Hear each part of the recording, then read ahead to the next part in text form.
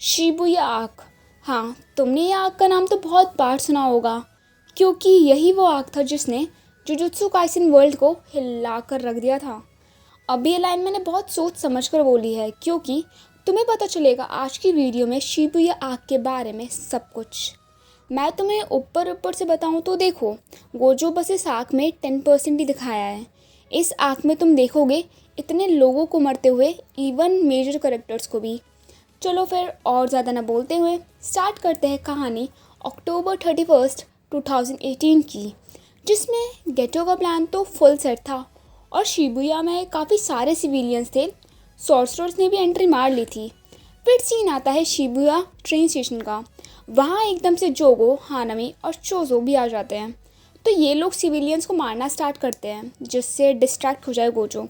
जोगो and हानामी try करते हैं पंच करने का गोजो को, बट नहीं कर पाते और फिर वहीं हानामी की क्रेट बन जाती है। फिर एंट्री होती है एक ट्रेन की, जिसमें पैसेंजर के नाम पर ट्रांसफिगर्ड ह्यूमंस थे। माइतो एंड चोजो कंबाइन करते हैं अपनी कर्स टेक्निक, क्योंकि अब टारगेट है गोजो। और दूसरी तरफ ये जोगो भी गोजो के ऊपर अपना स्नीक अटैक करता है, जिसके चक्कर में जोगो भैया ने अपना हाथ तुड़वा लिया। अब बॉडी काउंट तो ऐसे बढ़ रहे थे जैसे तुम्हारी फीलिंग्स अपने क्रश के लिए। फाइनली अब गोजो अपनी पावर दिखाता है, जिसमें वो हेल्प लेता है डोमेन एक्सपेंशन इमेजरेबल वॉइड की।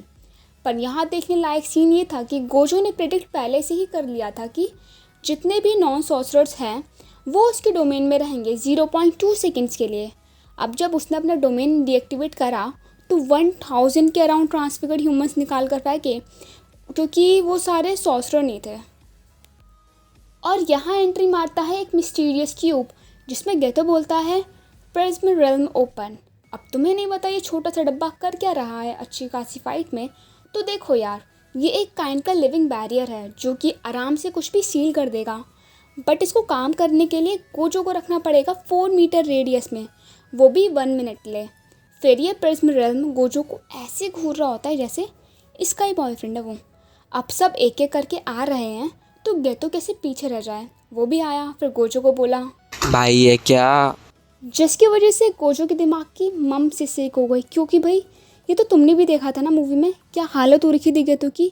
और यहाँ ये बंदा जिंदा होकर बकचोदी मार रहा है। उतने में ही प्रिज्म रेल्म ने कंट्रोल ले लिया गोजो के ऊपर, जिसमें फिर वो चिल्लाकर बोलता है कि मेरी ये सिक्स कैसे बोल सकती है कि मेरे सामने साक्षात गेटो के दर्शन हो रहे हैं।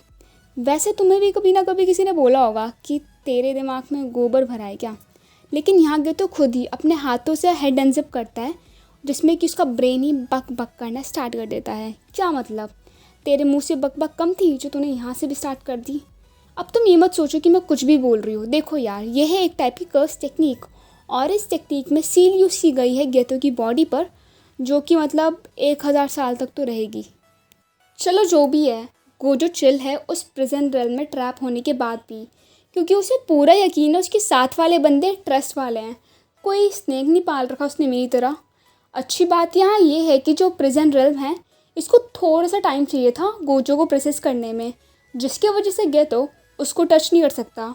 फिर ये बोलता है कि अभी कुछ नहीं कर सकते, तो तुम लोग जाओ और जितने भी सॉर्सरर्स हैं उनकी क्रेट बना कर आओ। अब ये गोजो वाली बात मिकामारू मेमे की टीम को बताता है, और ये बात सुन के इटाडोरी कैसे नहीं भागता। वो फिर जाता है नानामी की लोकेशन पर ये सब बताने। फिर नानामी बोलता है इटाडोरी, मेगुमी और इनो, देखो भाई लोग, प्लान में हुआ है चेंज कि तुम लोग कर्टेन को डिस्ट्रॉय करो, मैं जा रहा हूँ। अब ये तीनों बंदों को पता चल जाता है कि कर्टेन यूज़र और कहीं नहीं, शिबुया टावर के ऊपर है। मेगुमी और इटाडोरी टावर पर जाते हैं, जहाँ उन्हें मिलता है आवासाका, और दूसरी साइड इनो के सामने आ जाते हैं ओगामी और उसका ग्रैंडसन। ओगामी तोजी सेनन को वापस बुला लेती है। अब तुम सोच रहे होगे ये कब का मर गया था, अब वापस कैसे।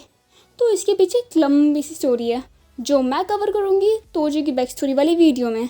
और यार ये इनो कहाँ ही टिकता तोजी के सामने। और दूसरी साइड पर इटाडोरी और मेगुमी हाल बेहाल कर देते हैं आवासाका का। यहाँ पर कोई एहसान था नहीं तोजी को उस लेडी का, तो उसने उसकी भी क्रेट बना दी। अब इटाडोरी छोड़कर चले जाता है मेगुमी को और मिलता है चोजो से स्टेशन पर। बैटल के टाइम चोजो ने मोस्ट ऑफ द टाइम हाथ ऊपर कर रखा था, लेकिन मेकामारू के कम्युनिकेटर से इटाडोरी जैसे भी करके चोजो को बाथरूम में ले आता है और ये लोग बाथरूम में करते हैं कुछ ऐसा। अरे तुम गलत मत समझो, उसमें वाटर स्पेंगल की वजह से चोज़ो की ब्लड मैनिपुलेशन टेक्निक किसी काम की नहीं रहती, लेकिन फिर भी चोज़ो एक नियर डेथ वाला अटैक करता है और इटाडोरी को मारने से पहले उसको अपनी मेमोरीज याद आती हैं जो शायद कभी हुई भी नहीं थी, जिसमें वो अपने भाई के साथ कुछ खा रहा होता है और इटाडोरी स्माइल कर रहा होता है। फिर तो बैटल गई भाड़ में, चोज़ो वहाँ से भाग लिया। फिर इटाडोरी की यह हालत देखकर मिको और हनाको उसे किडनैप कर लेती है और प्लान के अकॉर्डिंग ये था कि इटाडोरी को सुकुना की फिंगर्स खिलाओ जिससे सुकुना वापस आ जाए और गेतो भी। अब बात करते हैं नानमी, माकी और नोबितो की, जिसमें उनको पता चल जाता है कि जो भी कुछ इन दोनों के साथ हो रहा है उसके पीछे कर्स स्पिरिट का हाथ है। लेकिन ये कर्स स्पिरिट बड़ी गुस्से में आ जाती है और ट्रांसफॉर्म हो जाती है डैगोन में। अब ये डैगोन यूज़ करता है अपना डोमेन एक्सपेंशन और उन तीनों को ले आता है ट्रॉपिकल आइलैंड में।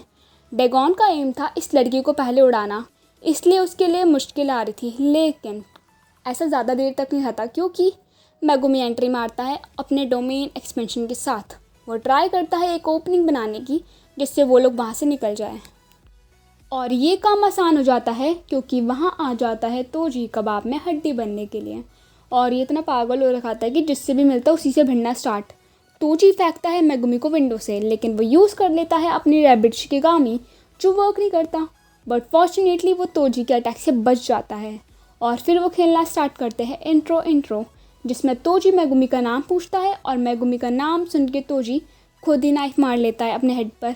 अब तुम सोच रहे होगे ऐसा क्यों हुआ, लेकिन इसके पीछे बहुत लंबी कहानी है जो मैं तोजी की बैक स्टोरी में कवर करूँगी, तो इस वीडियो का डिस्क्रिप्शन बॉक्स चेक कर लेना।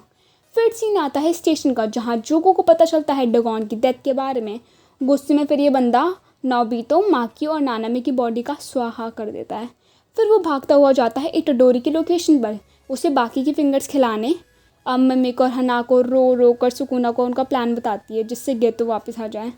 फिर क्या सुकुना है भाई, ऐसे कैसे मान जाएगा, उसने उन दोनों लड़कियों को भी मार दिया।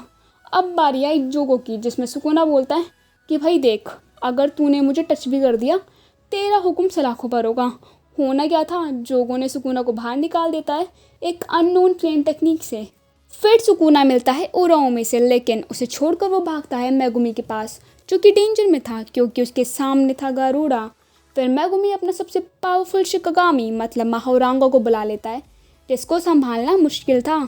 सुकुना कैसे भी करके मेगुमी को बचा लेता है। यहाँ माहोरांगा अटैक करने वाला होता है, पर उसी टाइम सुकुना सोचता है अगर हमारे फर्स्ट इनकाउंटर पर मेगुमी माहोरांगा को बुला लेता तो अब तक मैं रेस्ट इन पीस होता।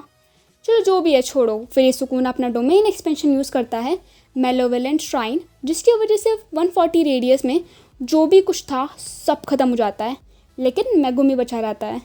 फिर हो जाती है इटाडोरी की मॉर्निंग जिसमें वो देखता है क्या कांड कर दिया सुकुना ने। अब आते हैं नानमी पर जो सरवाइव कर गया था जोको के अटैक से। फुल हीरो की तरह ट्रांसफिगर्ड ह्यूमंस को मारता हुआ आता है, लेकिन इटाडोरी के सामने ही माहितो नानमी के टुकड़े टुकड़े कर देता है। अब स्टार्ट होती है बैटल इटाडोरी और माहितो की, जिसमें देखने लायक तो ये था कि कैसे माहितो इटाडोरी को ढूंढने के लिए अपने आप को 2 पार्ट्स में कर देता है, जिसमें कि एक साइड जाती है नोबारा के पास तो ये स्टेशन के पास जाता है अपने दूसरे हाफ से मिलने के लिए, जिसमें वो नोबारा की राइट आई पर अटैक कर देता है। अब माहितो आता है ब्लैक फ्लैश के साथ जो टेक्निक बस नॉन सोर्सरर्स ही यूज़ कर सकते हैं। तो अभी इटाडोरी को ये माहितो छोड़ ही नहीं रहा था, इसलिए एंट्री मारता है टोडो और बोलता है इटाडोरी भाई उठ जा क्योंकि अभी तो बस शुरुआत है। अब चल रही होती है फुल अच्छी खासी बैटल टोडो, इटाडोरी और माहितो की। अब माहितो ने इतने एफर्ट्स लगाए उनको हराने में, तो लास्ट में वो यूज़ करता है अपना डोमेन एक्सपेंशन 0.2 सेकेंड्स के लिए, जिसकी वजह से टोडो का लेफ्ट हैंड उड़ जाता है। फिर इटाडोरी यूज़ करता है अपना ब्लैक फ्लैश जिसमें अपनी रियल फॉर्म में आ जाता है माहितो, जो बड़ी डेंजरस ही थी यार। और इटाडोरी को पता चल जाता है कि इसे हराना है तो भाई ब्लैक फ्लैश लगातार यूज़ करना पड़ेगा। इटाडोरी के सामने तो माहितो ने भी घुटने टेक दिए और वहीं आता है गेटो और बोलता है माहितो बचा लो तो मैं या फिर ऐसे ही पड़े रहने दूँ। गेटो ने कुछ करा नहीं, पर हाँ माहितो को खा गया और इटाडोरी को मारना स्टार्ट कर दिया। फॉर्चुनेटली वो भी बच गया क्योंकि क्योटो के स्टूडेंट्स और दूसरे लोग भी वहाँ आ गए थे, बट ये लोग ज़्यादा देर तक नहीं टिक पाते क्योंकि उराओ में आती है गेतो की साइड जिसमें वो यूज़ करती है अपना आइस अटैक। लेकिन वहाँ एंट्री होती है अब यूकी की जो उन सबको प्रोटेक्ट करती है। अनफॉर्चुनेटली ये तो फिर से भाग निकला क्योंकि उसने पूरे शिबुया पर कर्स पेड्स फैला दिए थे।